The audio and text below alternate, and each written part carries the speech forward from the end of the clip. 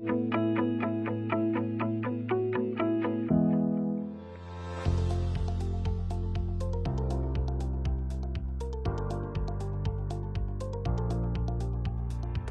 document unique d'évaluation des risques est un document qui permet d'identifier les risques afin d'établir une cotation de manière à les prioriser, de manière à pouvoir établir un plan d'action et mettre en place des mesures de prévention. Pour moi, il est important effectivement d'être accompagné par les services de l'OPSAT car ils ont un regard sur les risques professionnels que nous ne maîtrisons peut-être pas en totalité. On a fait appel déjà à l'OPSAT sur les risques psychosociaux. On a eu l'intervention de psychologues sur une étude, que ce soit par rapport à des charges de travail importantes. Qu'est-ce qu'on va mettre en œuvre comme action pour les protéger et les sensibiliser à ces risques-là, mais également sur tout ce qui va être le travail sur écran avec une sensibilisation pour le personnel administratif. On a pu échanger sur de nouvelles propositions d'action.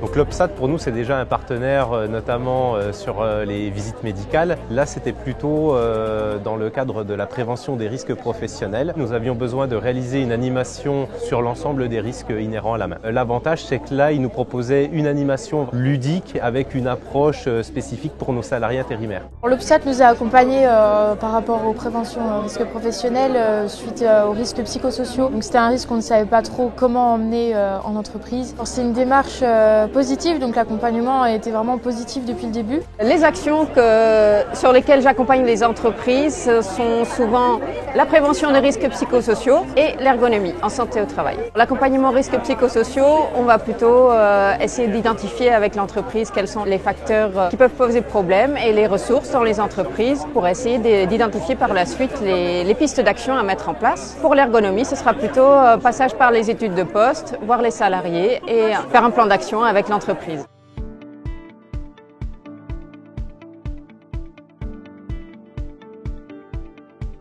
Là aujourd'hui on est sur un escape game sur la prévention du risque routier. On a travaillé avec une entreprise qui nous a aidé à créer des énigmes concernant en fait des différents messages à transmettre. Il y a toute la partie relative à la préparation, donc quand on doit faire un déplacement routier, tout ce qui va concerner en fait l'entretien du véhicule.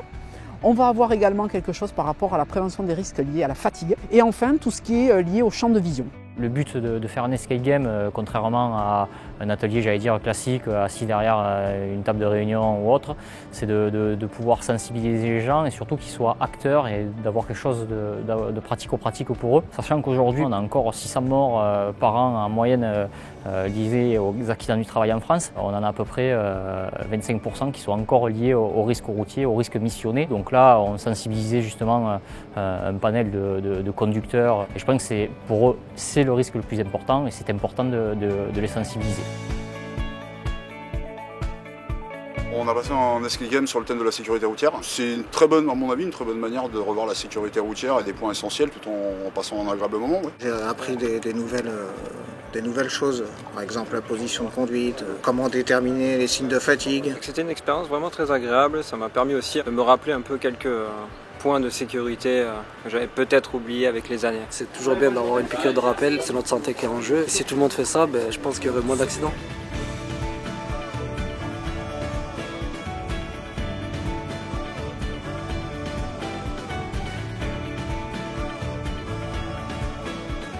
L'objectif de cet atelier, c'est de sensibiliser les salariés, chauffeurs, commerciaux, etc. sur l'alcool et la conduite au volant d'un véhicule. Le deuxième objectif, c'est de faire prendre conscience donc, aux salariés que l'alcool et la conduite d'un véhicule sont totalement incompatibles et même à faible dose. Pour information, il y a 1/3 des morts sur la route qui sont liés à l'alcoolisme. Le troisième objectif, donc, c'est de démontrer les effets de l'alcool sur l'équilibre, l'appréciation des distances et sur le temps de réaction. On m'a mis un masque pour que je vois les effets d'une alcoolémie importante. Donc effectivement ça fait peur et ça fait véritablement réfléchir. L'expérience que je viens de vivre à l'instant là, c'est un danger que j'ai vécu pour quelques minutes et c'est très difficile de voir la route. Si avec cette prévention, si vous pouvez sauver une personne, ce sera déjà parfait.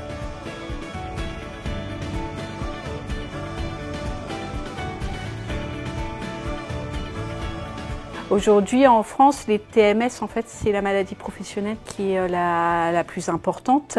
Donc les TMS c'est les troubles musculo-squelettiques, donc c'est tout ce qui est douleur au niveau du dos, des épaules, des coudes, des poignets. Quand on travaille en fait devant un écran 8 heures par jour de façon statique, le corps va être sollicité et c'est là en fait on va voir apparaître les douleurs. Donc pour éviter qu'elles apparaissent, le mieux en fait c'est d'essayer en fait d'adapter le poste pour pouvoir travailler plus sereinement et sur le long terme. L'aménagement du poste de travail va prévenir tout un ensemble de risques, c'est presque une chaîne de risques qu'on va essayer de rompre. Donc ce qu'on propose très souvent comme aménagement, ça va être un travail sur l'assise de la personne. Ensuite, on va s'accorder sur le plan de travail et la hauteur du plan de travail notamment. On peut proposer tout un panel de périphériques qui vont intervenir sur l'informatique, sur le positionnement des membres supérieurs, sur la facilité de l'écriture, de la lecture des documents, de la lecture des écrans. Donc on va chercher tous les gadgets un petit peu qui pourront faciliter la vie de la personne utilisant un poste informatique. J'ai trouvé que c'était intéressant parce qu'on est en train de réaménager nos bureaux. Et je sais aussi qu'il y a certains salariés qui ont des problèmes de tendinite ou qui nous demandent d'acheter des souris ergonomiques, mais on ne sait pas toujours vraiment si c'est vraiment adapté, si ça correspond bien. J'ai vu tous les postes et les sociétés qui proposent en fait des objets ergonomiques. Ça me donne aussi des idées pour la suite, pour encore mieux équiper les postes de travail pour que les salariés aient le confort, notamment visuel et postural tout au long de la journée.